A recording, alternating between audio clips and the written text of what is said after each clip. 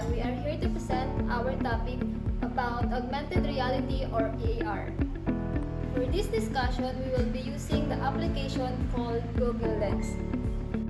Ang Google Lens ay isang application na ginagamit para mag-scan ng object, text at places. Kapag nag-scan ng isang bagay, automatically lalabas ng information about dito.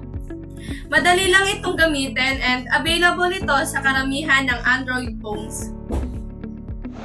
So ngayon naman po is papakita ko yung sa Google Lens.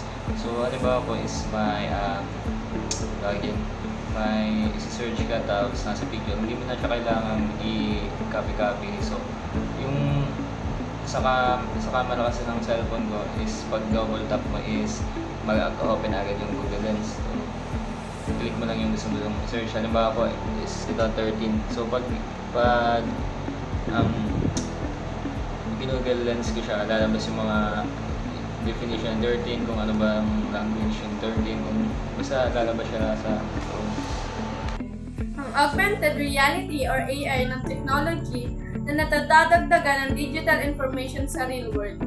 Gamit ang camera ng cellphone, pwede nating makita ang additional information sa mga bagay na nakapaligid dito.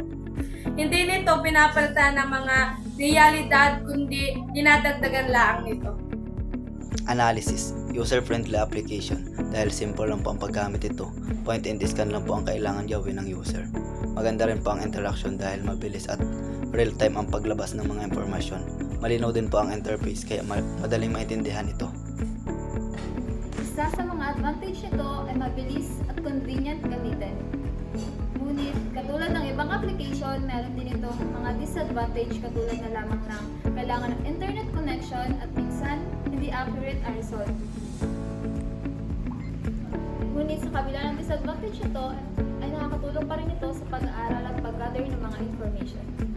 Sa kabuuan ng augmented reality ay isang makabagong pagkuha ng impormasyon. Gamit ang Google Lens, makikita natin kung paano madadagdagan ang real world ng digital content.